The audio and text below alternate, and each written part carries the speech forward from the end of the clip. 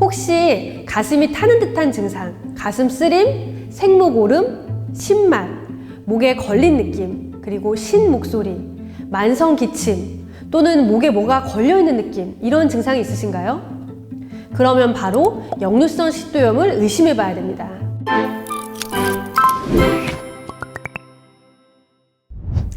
안녕하세요. 닥터 한지민입니다.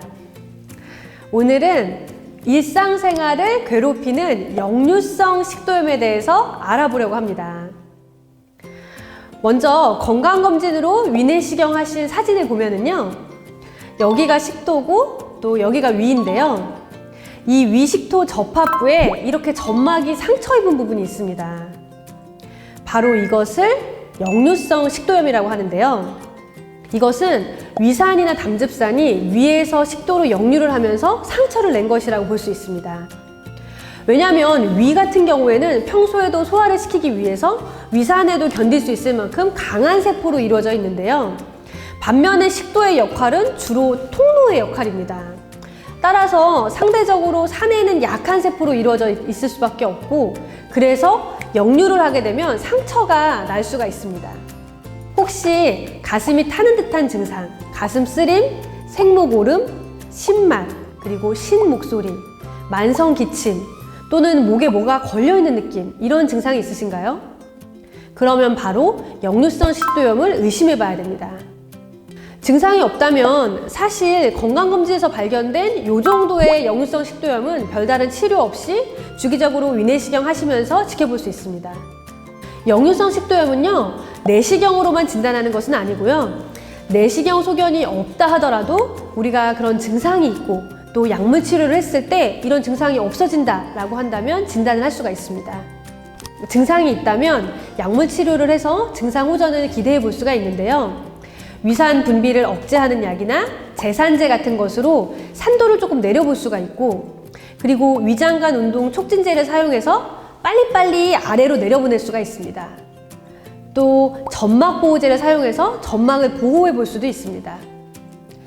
또 때에 따라서 스트레스를 줄이기 위해서 항불안제를 사용해 볼 수가 있습니다. 그런데 사실은 약을 사용한다고 해서 완치를 기대하기는 어렵습니다. 무릎이 깨지면 우리가 여기에 연고를 바르고 넘어가듯이 식도가 손상을 받아서 통증이 있다라고 한다면 약을 사용해서 넘어가는 정도로 때때로 증상 완화가 가능한 것이지, 약을 먹고 나면 다시는 식도 역류가 생기지 않는다라고 할 수는 없습니다.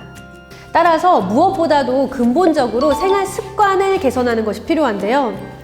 역류성 식도염을 악화시키는 술, 흡연, 커피, 스트레스, 비만, 탄산음료, 튀김과 같은 고지방 음식, 그리고 초콜릿, 자극적인 음식 등 이런 것들을 평소에 피하려고 노력을 하셔야 됩니다.